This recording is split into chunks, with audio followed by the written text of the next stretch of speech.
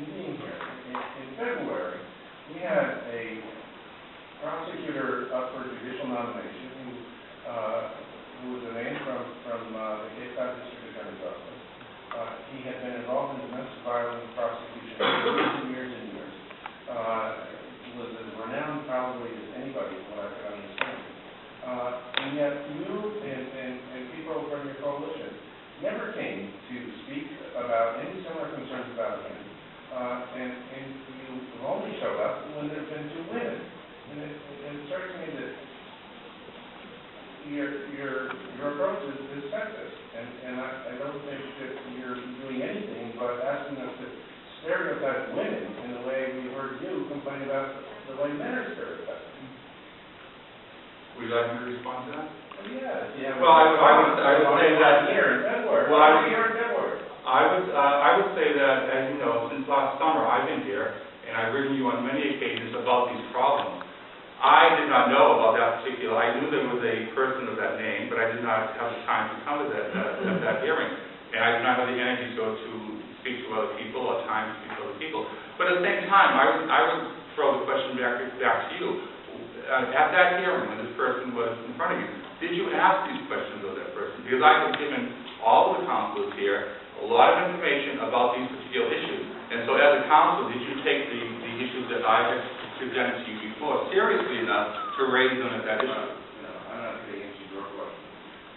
But I'm looking at your webpage, and you use your webpage to communicate about hearings, and it says urgent opposition to appeals court judge appointment. Urgent. You are needed to stand in opposition to the appointment of Judge Sydney Hanlon. And let me just ask you this. As a female, you spell her name S-Y-D-N-Y. On your webpage, you spell it S-I-D-N-Y, and that's not a tongue-in-cheek sort of aspect of something you're trying to make a point about. I think you're grasping at straws there. Well, I don't know. Typographical error is not something I'm going to claim responsibility for. But in any case, you certainly have a vehicle and a mechanism and a venue to generate support when you want to do so. And you were nowhere to be found, or anybody else in your organization, when you had a male before us who had a very strong domestic violence record. Well, I would say that if you were to bring that person forward again and you have a chance, now that we know more about it, we would certainly be here. But why didn't you know that? I told you I did not know about it. Well, so why didn't anybody else know? You have that fact that there was no affirmative effort to know about a man who had a similar set of background credentials as the two women. It seems to me a false explanation for why your position here isn't reflecting some sort of sexist approach to these nominees. Well, again, I think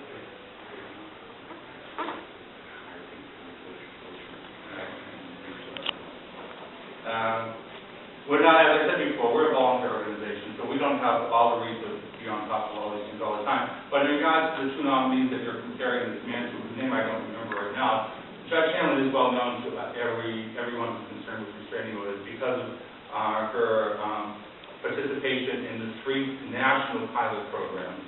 I don't believe this man has ever, I don't know if you know the man's name we're talking about, but I don't believe he's ever participated in a national program. So I would say that there's no question that Judge Hanlon is on the top of the radar screen in terms of her activity in the restraining order business. Councilor Farrell. I guess what I'd like to say is that we've been to so many of these hearings, so we've spoken, we've emailed, all of that, and you do have issues. I mean, there's no doubt. I mean, I hear the passion, I hear the injustice that you feel.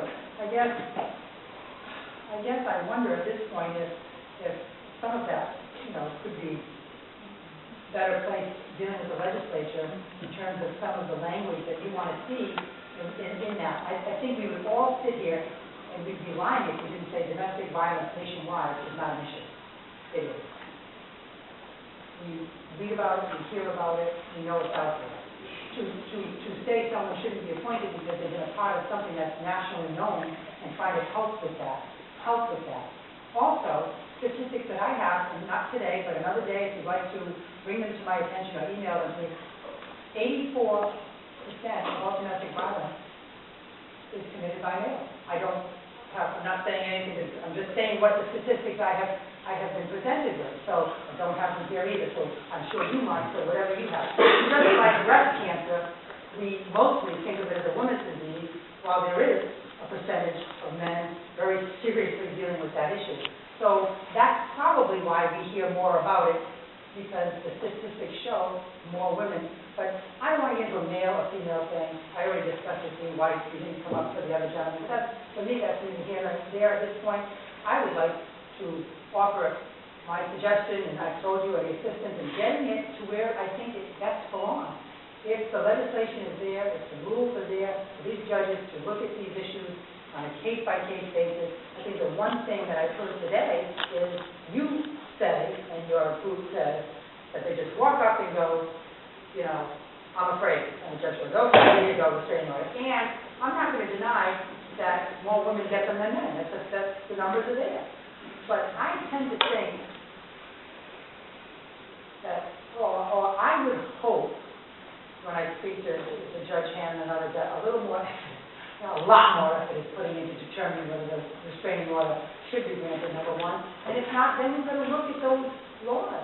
And I direct you and your people and the passion with everyone who calls me have the same sentence to me, which was, I don't want to see this judge, she's dangerous, she's unfair.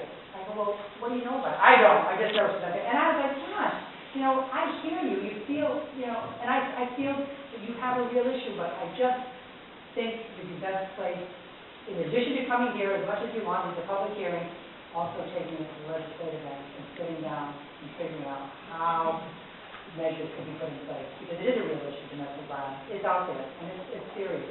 But how do we do it so that some of these injustices are not happening? That's all I have to say. May I comment back? Absolutely. Well, just to, the other day at one of our local meetings, a younger man was younger than I am, and he said, well, you know, when I was a boy, my father used to beat my mother up. And he was sort of supportive of domestic violence regime. But he said that the reason that he was, that his father was allowed to do that was because the police came. And they didn't arrest his father. They just took his father down the street and talked to him. So the problem was really that, of course, human nature is such that there's conflict, and in marriage there's conflict all the time. The problem that excuse me?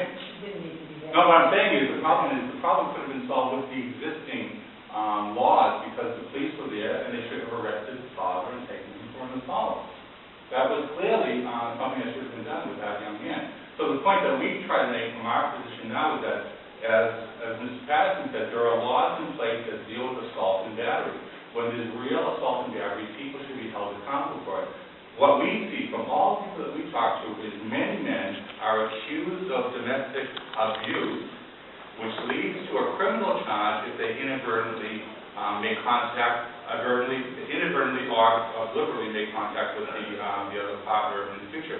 But it becomes a criminal thing. And it should, right from the beginning, if there's going to be a serious result of a criminal charge, and loss of children, loss of home, loss of finances, there should be more of a structure within the court system that makes that charge reviewed under the judicial proceedings as is, such as discovery of evidence, such as the jury trial. I mean, people should not lose all these things without having some kind of review by their peers. It's part of the Constitution. We offer a right to a jury trial. I mean, as you said, domestic violence is obvious. Violence is part of the human nature. We don't deny that. But we should look at it from the fact that real domestic violence is real assault, and that should be dealt with. But not under this regime. Thank you, Councilor Young Manning. Christina, you have a question of... Yes, hi. Okay, let's talk about the legislative structure, and the judge, you want the judge to handle things differently than what the legislature says it should be handled, how the legislature says it should be handled? Yeah, as I said in the initial... Okay, this is a yes or no question. It really is. Do you want this judge or every other judge to deal with restraining order cases differently than how they're written in the law regarding discovery, due process, and all that stuff? It's not a yes or no question, because in the administrative procedures, they have the right to allow discovery